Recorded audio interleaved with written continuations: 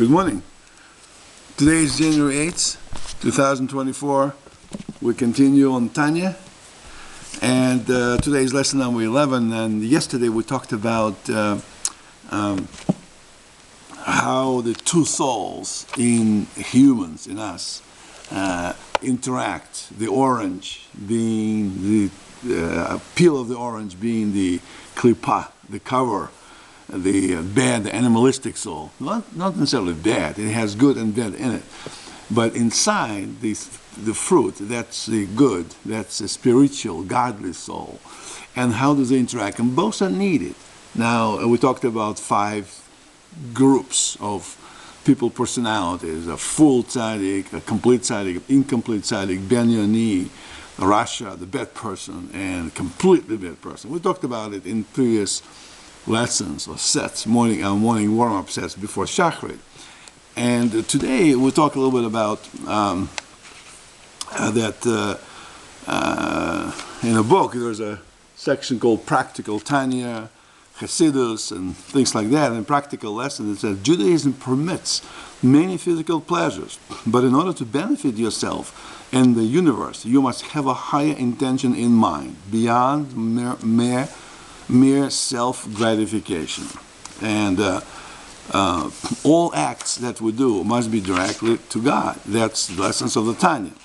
Tanya breaks down all activities in 3 groups. They say there's a thing that religiously required, such as keeping the Shabbat,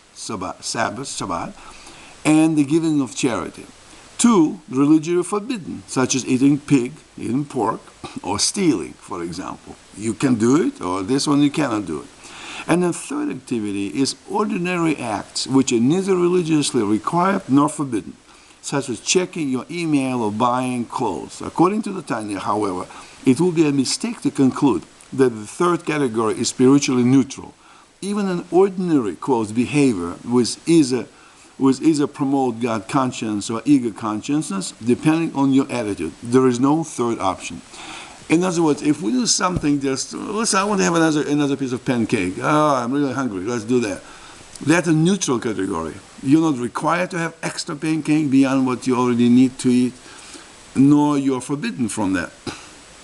But if you want it, and you do it with a thought that it's all part of Hashem's plan, part of your service to Hashem, then becomes a good category, if you will. And then we also, Tanya also discusses how the everything is fed by the, like orange on a tree, we discuss it has its energy coming from a tree, from the universe, from God. Well, energy comes to the fruit and also to the peel. Why peel gets its energy? Well, the peel, the bad inclinations, also required to make the person fight. Sometimes fight in a war that is needed. That's animalistic soul in us guards and supports this action to become the doctor, to become the surgeon. They need to make a cut in order to make things better. So we have many reasons in order for us to make parnasa, to work, to exist. You need that, and energy from that coming from the klipa noga. It's called from a bright klipa, not from a bad klipa. And by the way, the bad portions of the soul, there are several grades of that, are fed also by God, but they fed to it not from the front, so to speak, but from its back, from behind. God feeds the bad energy, bad soul from his back, kind of out of necessity. I really don't need to feed this, but I have to sustain it because I gave humanity the free will, and if I give it the free will must indicate the choice. And there's the choice, it means it must be right and wrong. And that must be a good energy and the bad energy. That's how Hashem created the world. If the free will is to be in the universe, then the free will implies the choice. So that's how this bad energy, bad klipa is fed.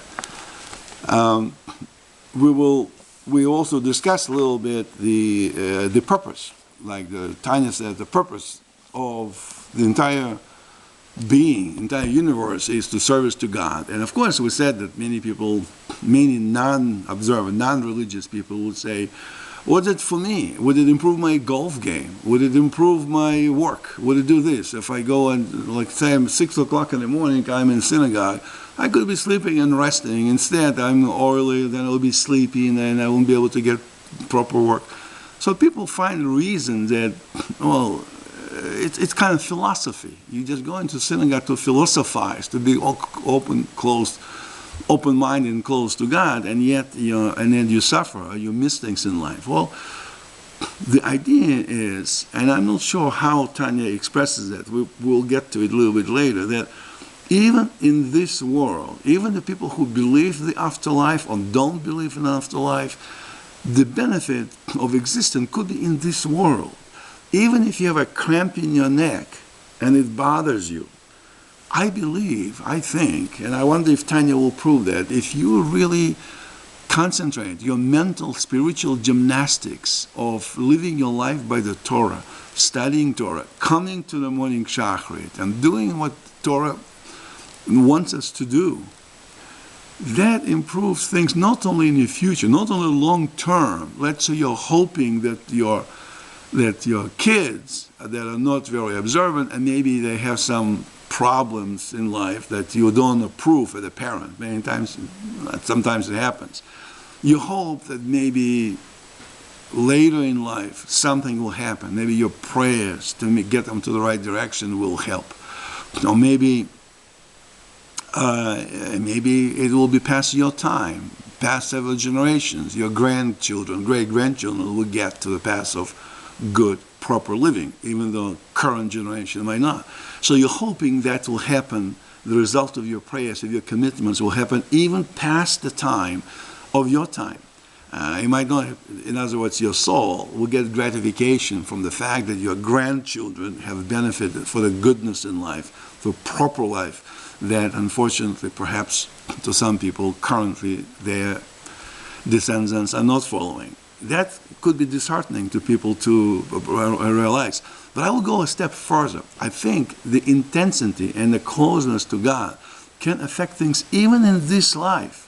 In other words, you have a cramp in your neck, and if you're praying to God and you really can get together with God mentally, spiritually close, the cramp in the neck, all of a sudden you can turn your head, that before you had troubles turning, and it says the muscle pain kind of went away. So it can even have a very tangible physical property.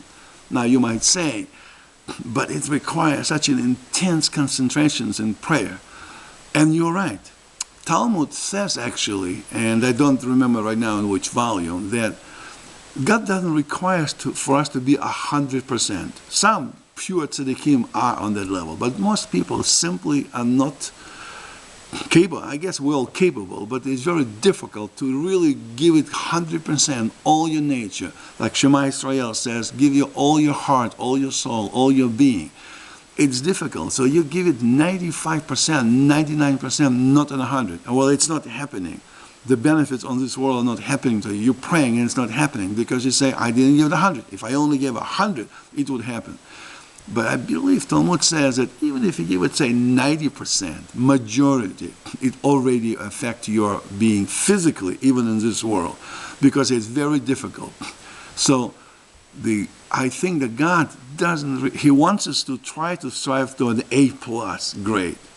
But even if you get to a B+ or even to B-, I think good things will happen. It might depend from person to person, from the potential of this. Maybe the person with that personality, with that strength of its inner neshama, is capable to achieve more and therefore has to strive to achieve more.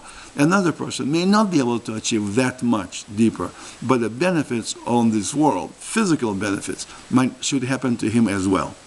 Well, let's discuss it a little bit more in the following lessons. But today, we will finish in that thought, just to try to extend the Tanya that helps us. Tanya is a tool, essentially, to take the Torah and prophets and the oral Torah all together, extend it and apply it to the present-day world. On the first surface, it doesn't seem like it. It seems it's too esoteric, too theoretical, too godly, so to speak. But in a deeper analysis, you can find it. I think you will find it. It has also a very specific, simple, useful for our day-to-day activities as well. It's a It's a spiritual gymnastics that strengthens us, both spiritually and physically. That's what I believe. Tell me if you disagree or see it somewhat differently or completely differently. I would like to know. In any case, let's talk tomorrow on that. But have a great weekend. Have a great Shabbat. Shabbat Shalom. Peace, prosperity, health, comfort, end to the war, end all wars, and bring peace to the humanity. That will be a nice thing to wish.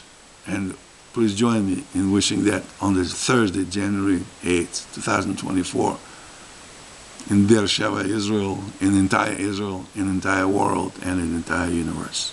Thank you, Hashem, that you don't give up on us, that you believe that we will